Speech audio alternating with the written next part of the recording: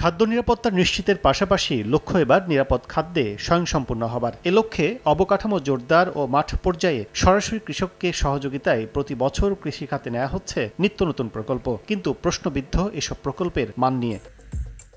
কৃষি সম্প্রসারণ অধিদপ্তরের ওয়েবসাইটে দেয়া প্রকল্প তালিকায় দেখা যায় কিভাবে শিরোনাম পাল্টিয়ে প্রায় একই রকম কর্মযজ্ঞের জন্য নেওয়া হয়েছে বিভিন্ন প্রকল্প। তালিকায় থাকা এসব প্রকল্পের নামে ভিন্নতা থাকলেও মাঠ পর্যায়ে প্রকল্পগুলোর কাজে মিল রয়েছে প্রায় ৮০%। কৃষি অর্থনীতিবিদরা মনে করেন হাজার হাজার কোটি টাকা ব্যয়েও বাস্তবে আধুনিকায়ন, টেকসই ব্যবস্থাপনা ও অর্থের সঠিক ব্যবহারের সংস্কৃতিতে উন্নীত হচ্ছে না কৃষি বিভাগ, যা অদূরদর্শিতার প্রতিফলন বলছেন তারা। কোন এলাকার কৃষকের আছে, তার জমির ধরন কি, তার সিজনটা কি, তার ক্রপটা কি হওয়া উচিত এবং সেটা দিয়ে তাকে কিভাবে খাদ্য নিরাপত্তা নিশ্চিত করা যায় সেটা মাথায় রেখেই আমাদেরকে ভবিষ্যতে আপনার প্রকল্প করা উচিত। বিষয়টি স্বীকার করেন ডিএই মহাপরিচালক, তবে জানান অর্থের সংস্থানে কিছু বাধ্যবাধকতার বিষয়। বিষয়টি স্বীকার করেন কৃষি সম্প্রসারণের মহাপরিচালক, তবে জানান অর্থের সংস্থানে কিছু বাধ্যবাধকতার বিষয়। নগদের কাছে সব গ্রাহকই প্রিয়, তাই তো সারা দেশে ক্যাশ আউট চার্জ সবচেয়ে কম।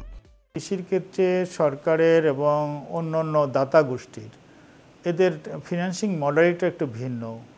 একটা প্রজেক্ট যদি ব্যাপক আকারে সারা বাংলাদেশে নেই, সব ধরনের কাজ বা কিছু বিশেষ কাজ, আরেকটা প্রজেক্ট আর যদি বিশেষ কাজ নেই, এটা সারা বাংলাদেশে এটা পরিচালনা করা একটু টাফ হয়।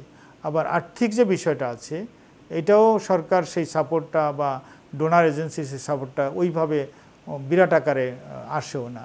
এই জন্য আমাদের, আপনি যেটা বলছেন যে একাধিক প্রজেক্ট দেখা যায় একই ধরনের কাজ নিচ্ছে, এরিয়া এবং চাষিদের অ্যাড্রেস করার জন্য এটা একবার খারাপ বিষয় না। তাহলে উপায় কি? এমন প্রশ্নে অঞ্চলের চাহিদা অনুপাতে প্রকল্প নেওয়ার পরামর্শ অর্থনীতিবিদদের। আর প্রযুক্তিকে কাজে লাগিয়ে ভবিষ্যৎ পরিকল্পনায় ভিন্নতার কথা জানান কৃষি সম্প্রসারণ ডিজি। আপনাকে প্রকল্প নিতে হবে আপনার স্থান উপযোগী কৃষিকে দেখে। যেমন মনে করেন হাওরের যে অবস্থা, এটা হাওড়ের এলাকার উপযোগী প্রকল্প শুধু হাওড়া এলাকার জন্যই হবে। প্ল্যানিং মিনিস্ট্রি এবং আমাদের কৃষি মন্ত্রণালয় সহ অন্যান্য সংশ্লিষ্ট মন্ত্রণালয় আমরা এরকম চিন্তা করছি যে আরও এটাকে আরেকটু কোয়ান্টিফাই করে আরেকটু এলাকা ভিত্তিক চাহিদার উপর নির্ভর করে আমাদের আনা যায় কিনা। 2030 সালে এসডিজির বাস্তবায়ন ও 2041 সালে উন্নত দেশে উন্নীত হওয়ার লক্ষ্য পূরণে দেশের কৃষির বর্তমান উন্নয়ন যাত্রা আরও কতটা সমৃদ্ধ করা যায় তা নিয়ে স্বচ্ছতার সাথে নীতি নির্ধারকদের কাজ করতে জোর তাগিদ দিয়েছেন খাত সংশ্লিষ্টরা।